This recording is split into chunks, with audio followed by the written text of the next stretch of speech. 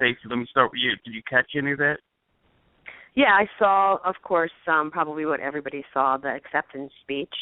And, it's not for me to judge whether or not he deserved it because I'm not entrenched enough in sports to know who does and who doesn't and why. But I think that the reason why he was honored is because, and I saw the flip side as to why people thought that he shouldn't, but I think that the reason he was honored is because of the public figure that he is. A lot of people have had to go through gender reassignment surgery, have had to come out as gay or bisexual or transgender, and they didn't get the attention he did. And I think that the reason why it's so focused on him and why they wanted to honor him with that award is he went from somebody that everybody knew to be this amazing, decathlon athlete, so well known, and to have to do what he did and come out in front of the public was the courageous part of it. So I don't have a say either way whether or not he deserved the award, but I think that's my thought is the thinking behind it was it took so much courage because he is such a public figure and everybody did know him as Bruce Jenner to now take the stage as a woman and to speak on behalf of people that are going through a situation like that. That's where the courage comes from. Joseph, your thoughts? I've got kind of a bit of a different take. I'm not here to be to offer up social commentary really about this issue. What I am kind of interested in though is this idea that this individual is still a part of an ongoing death investigation. And I think that's been lost in this. There's linkage between his activity and in this motor vehicle crash that led to a lady's death. I don't think that many people, if you ask the average citizen, what was her name even, I don't know that anybody could really hold forth on that and tell you who this person was. But she's dead. And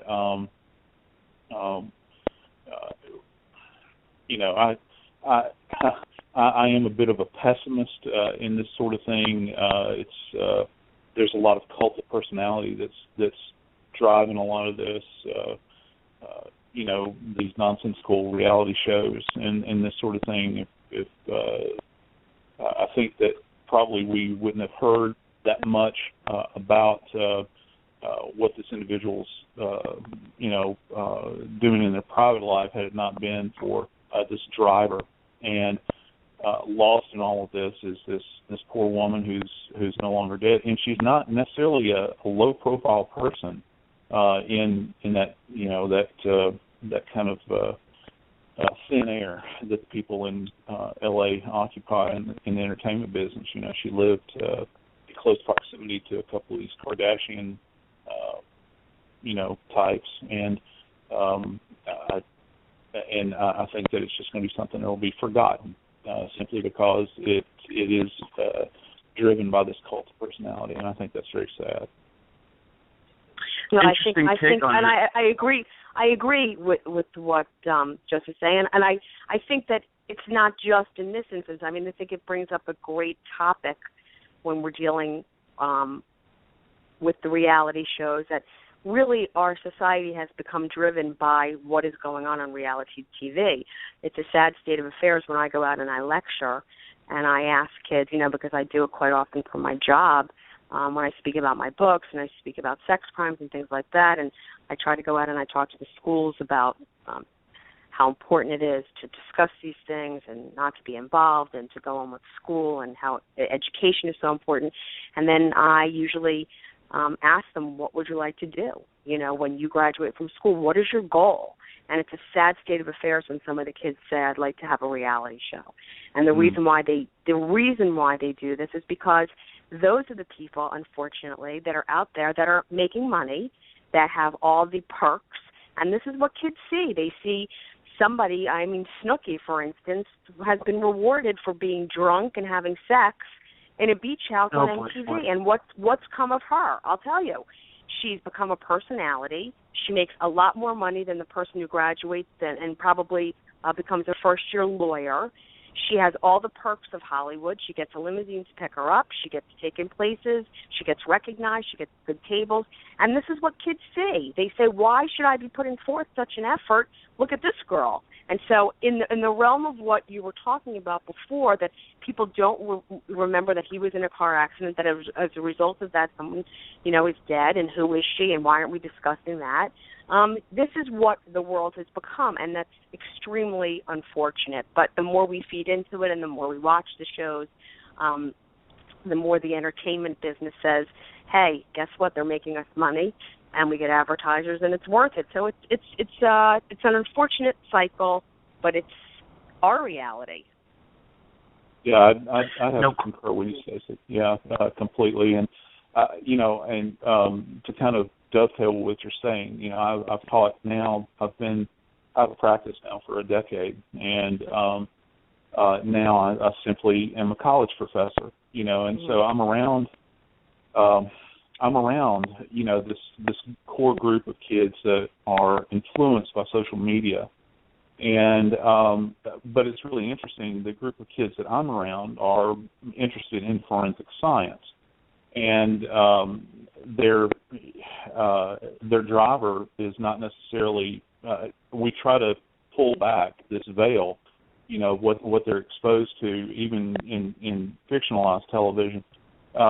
And you go to reality with the younger kids that are watching this, and they have these blinders on, I think, and they're kind of numb to this other reality. And and to go a step further, this numbing effect, kind of it devalues everyone else.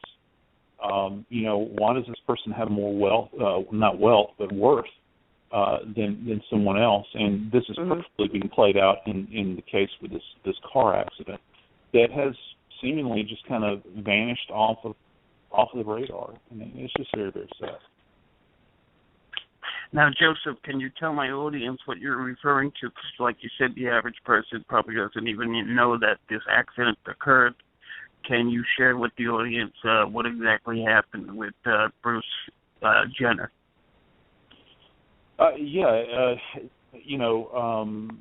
He was traveling in an SUV along Pacific Coast Highway, PCH, at a high rate of speed.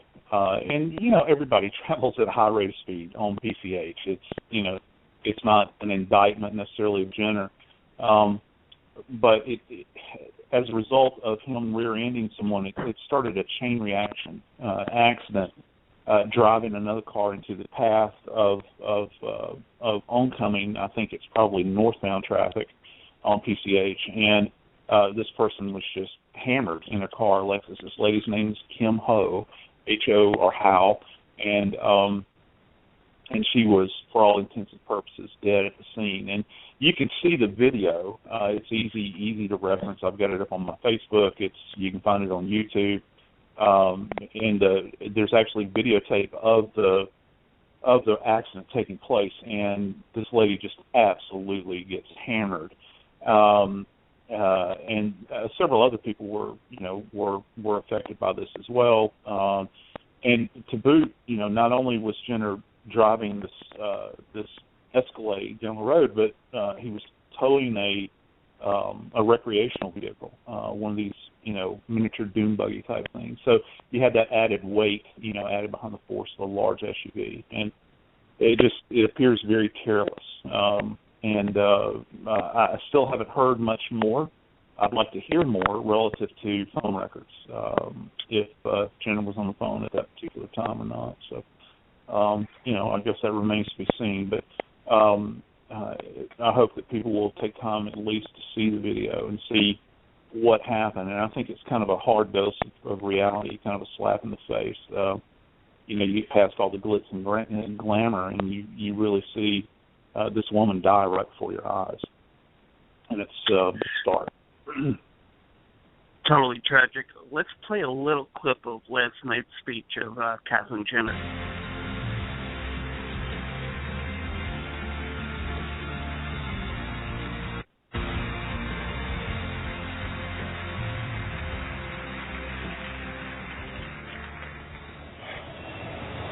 Wow, I have to talk after that? Thank you so much. It is so wonderful to be here tonight. Now, the last few months have been a whirlwind of so many different experiences and emotions. But to tell you the truth, it seems like every time I turn around in life, I'm putting myself in these high-pressure situations, competing in the games, raising a family. But I've never felt more pressure than I ever have felt in my life than over the last couple of months.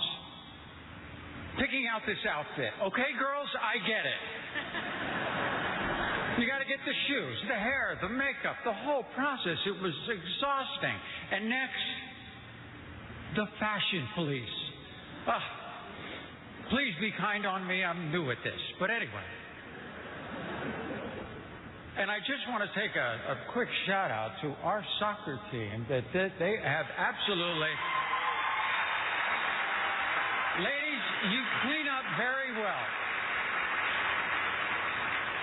Well, the real truth is that before, just a few months ago, I had never met anybody else who was trans, who was like me. I had never met a trans person, never. Now, as you just saw, I dealt with my situation on my own, in private. And that turned this journey into an already incredible education. It's been eye-opening, inspiring, but also frightening. All across this country, right now, all across the world, at this very moment, there are young people coming to terms with being transgender. They're learning